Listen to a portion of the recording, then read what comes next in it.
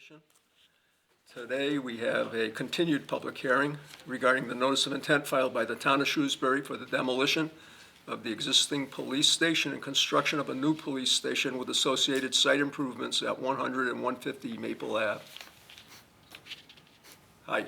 How you doing? Want to introduce yourselves again? Sure. And Sure. My name is Dan Delaney. I'm an associate with Fuston O'Neill and the designer of record, civil engineer. This is Matt Salad with Tecton, the architects for the project. And it's a pleasure to be here tonight. We also have some members from the building committee here, as well as the OPM. So, and then to my right is Phil Cassidy, who is our landscape architect, who's just here in case there's any landscape questions. We figured we just want to make sure we don't leave any stone unturned if anything comes up. So what I planned on doing was just going over kind of what's changed since the last time we were before you folks, and then take a look at the plans that were resubmitted, and then open it up to questions and just see what questions the board may have. In terms of kind of the progression, the original comments from the planning board, I'll just kind of read through these, were received on April 29th. It was a combined submission of drawings for both boards. The revised site plans and stormwater calculations were submitted on May 13th, and that's what was presented at your last meeting, even though we hadn't fully submitted them yet. That's what we had just submitted them. You hadn't seen them yet. And that's what we presented at the May 18th meeting. So we met with you folks then, and then we received comments the following week from town engineer Andy Truman, as well as a comment letter from Graves Engineering. So that was the next Wednesday and the following Friday. I believe it was Friday. So we set to taking care of those comments. We had a meeting with the planning board the following week, and at that time we committed to submitting revised plans and calcs and a response to comments letter the following day, which was the following Friday, June 4th. So we submitted a full set of revised documents at that time that included, like I said, the revised plans that you have before you now. Revised drainage calculations. There was a few edits and questions in both Andy. Actually, they were all from Andy. I don't believe Graves had any comments on the calculations themselves.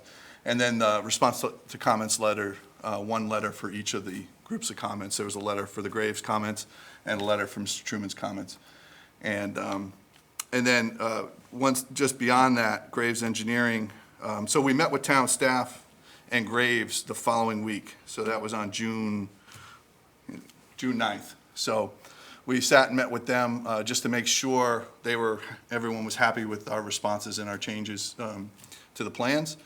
It was a productive meeting. It was a fairly quick meeting. There was no additional questions.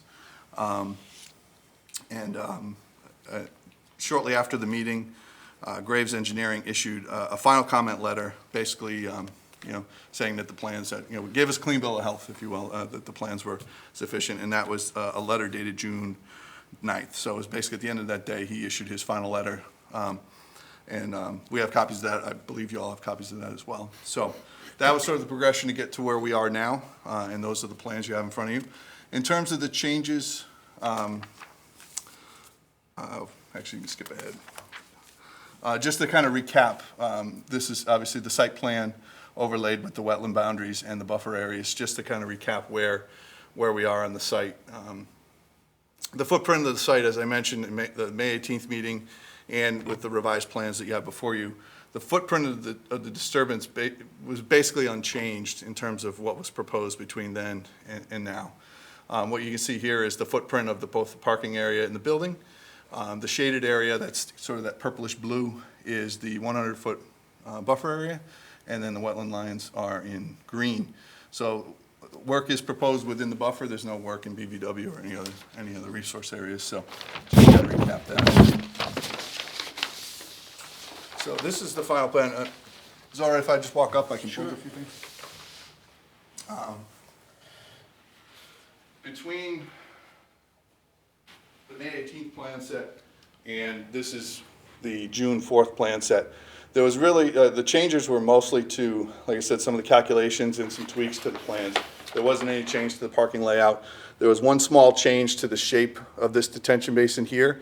This was squared off in the original plan set. One of Graves' comments was that got closer than he felt we should have to this edge of the wetlands to allow for good erosion control. So what we did is we pulled that corner back and made it parallel, so it gave us about another 5 feet so we could get our erosion control in without disturbing anything. The other change was down in this corner where there was a question about increasing the berm height or the berm width at the top of the detention basin berm in case you needed any future access. And so we increased that to allow you to get a small machine out if you needed to do any maintenance, and also raised the transformer area here. That was originally sunken down at existing grade, and we raised that up to be even with the road for both access and then from a stormwater standpoint, just to make sure that wasn't in a low point. And then the rest of the changes were pretty minor. There was some utility changes that were in the letter, obviously not of too much concern to this board. The snow storage areas were shown on the plans. They were just not shown on the layout sheet, so Graves kind of missed it when they put the letter together. So when we were talking about it, they just referenced the wrong sheet. So the snow storage areas were shown. That was one of Graves' comments. And then there was some small changes to the landscaping out at the front of the building, and some changes within the footprint of that sunken area. We call it the sunken picnic area, or the seating area to the right of the front of the building. The footprint of it didn't change. It was all internal changes, mostly with landscaping and hardscaping in the area.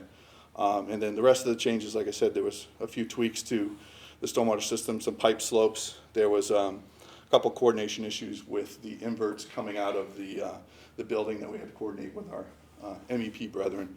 But for the most part, those are the changes.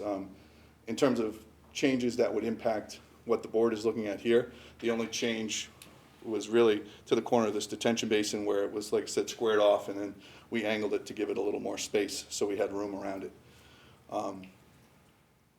So that's sort of a quick summary of the changes. I'm not sure who wants to speak to this, but can you give us a brief overview of how I think there's 4 bioretention basins? Sure. Actually, you want to go through, yeah. Yeah, how they're all working. I know last time we were questioning, were they working as one, or were they, and I think your answer was there's actually 2 separate systems. That's correct. They do work together, but there are separate discharges. So this area over here to the far right of the site, just outside the building here, that area is its own system. So this stormwater detention area and this rain garden, after they do their thing, after the water's routed through them, they both discharge to this side of the site, basically the direction we're headed here. And that ties into the existing system. It's basically the same drainage patterns. We're actually using the existing manhole in the last portion of the existing drainage system that's right outside this side of the town hall building. That was a comment that Mr. Truman brought up about making sure we model that section of the pipe, because there are there's been known flooding issues here. So we did model that, and with the addition of this underground storage and the rain garden and with our pipe sizing, it is an improvement over what it is now. It does max out, but it does so at a later storm event. So it is an improvement, but it's, there's still, capacity issues downstream once you get up into the 25 and 50-year storm. But it's much improved over right now, which you really get into flooding issues in between the 1 and 2 year storm. Right. So, And the flow between the bioretention basins and the underground detention? right. So this one here Yep. does not connect into the underground detention. That takes flow Yep. and then overflows directly to the system. Okay. Same thing with this here. This basin here takes flow and it overflows. It operates independently. This side is where you have most of the chaining of the practices together, where we can kind of do a water drop. So when you start from here, say this basin right here, this basin picks up flow, discharges into the bioretention basin. From that point, as the bioretention basin fills up, goes into the outlets or exits through the outlet structure, and then is routed into the underground storage. From there, the underground storage discharges then, there we go, over to here. And then from this system, that discharges at this outlet control structure here, and ultimately discharges into the final basin, and then that discharges to the wetland system, to the northeast. In the below-grade piping, the so-called detention piping, that's solid pipe? No, Correct. there's no infiltration being That's correct, done yeah. there? And the infiltration was removed due to the high groundwater Right. with the DEP Okay. separation to groundwater. That was made into pure detention, which is why the rain gardens were enlarged from our original submission. If, go even back before May, our very first cut at this, we had smaller smaller rain gardens and a much larger infiltration system. And because you can't get the groundwater recharge with closed pipes, you're not getting a groundwater recharge component. That's why these basins were upsized.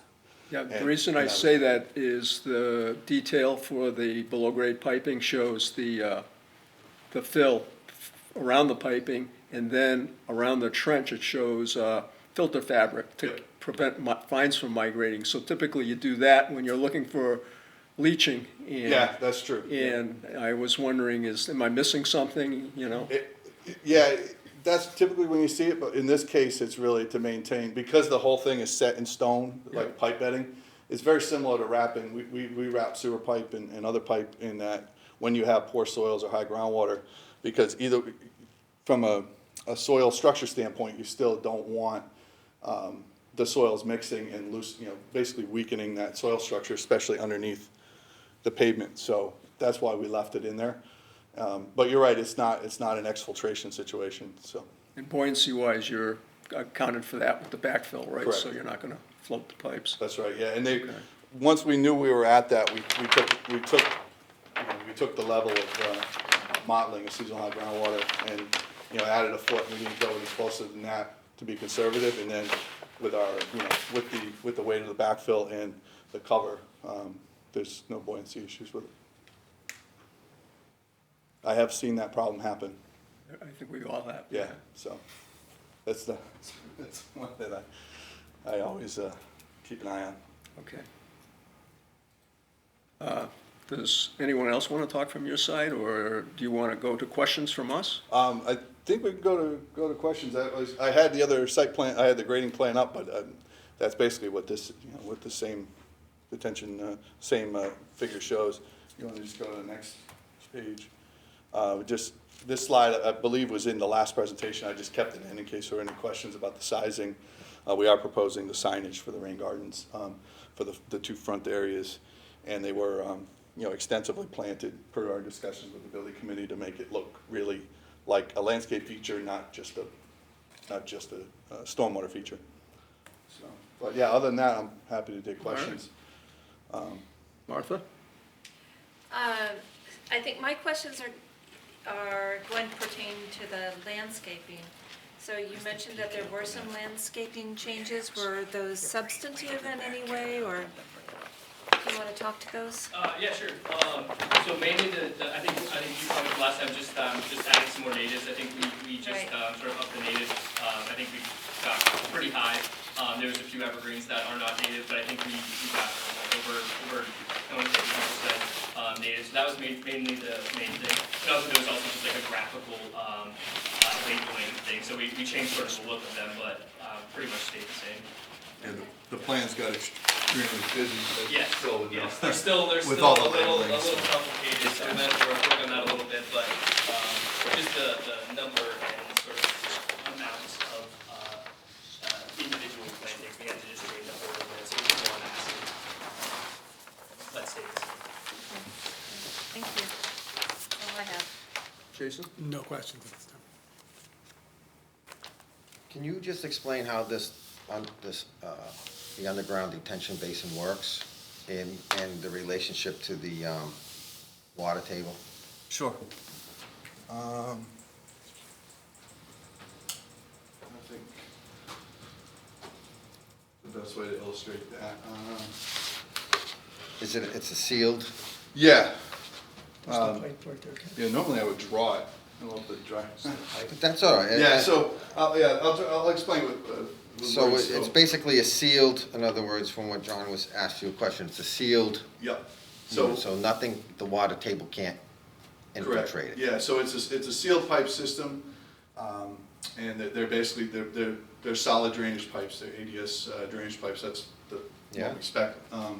And, you know, the manifold system, it's very similar to an infiltration system, but it removes that component. It's sealed, so the water within them can't get out, and and if there is any groundwater in the area, it can't get in.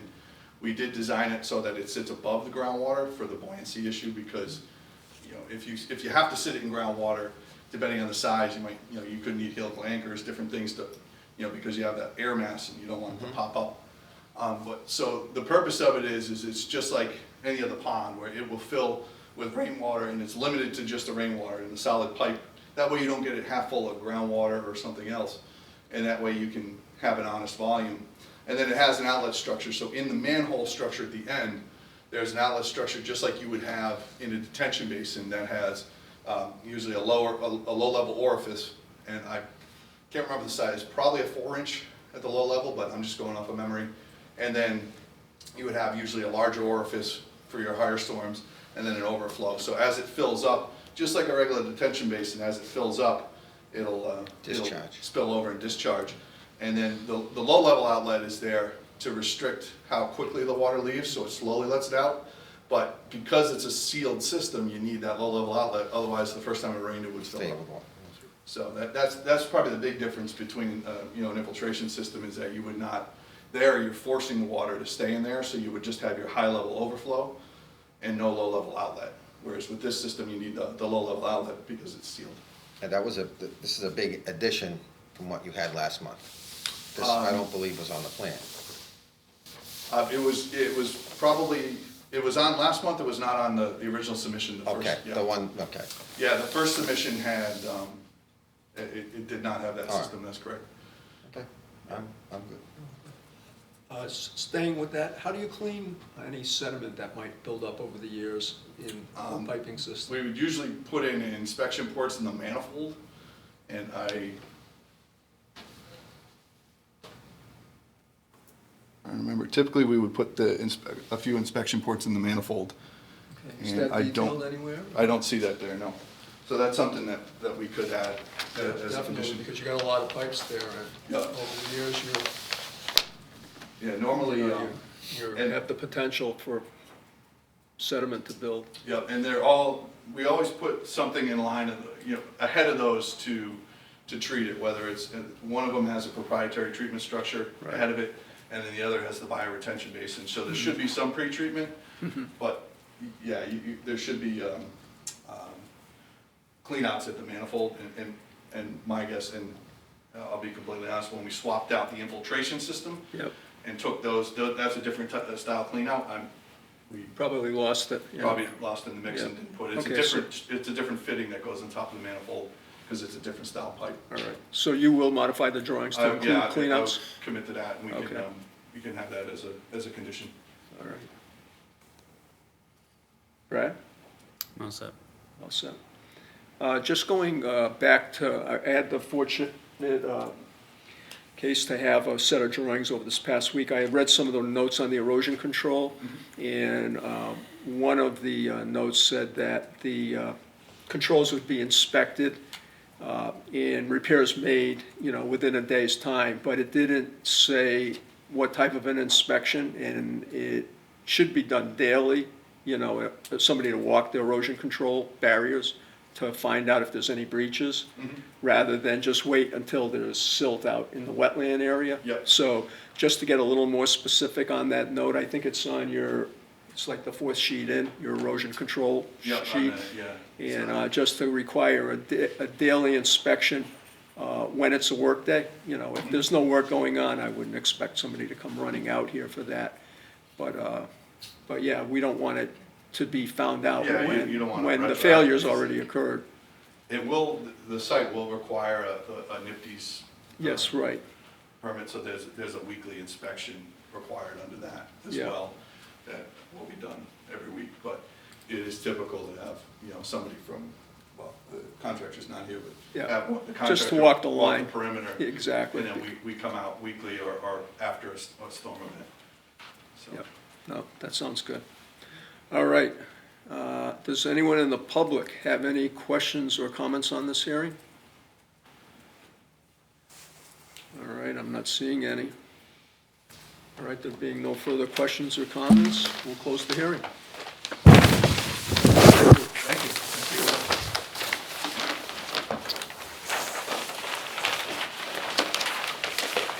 Would you like a motion? Yeah, we might as well get issue the order.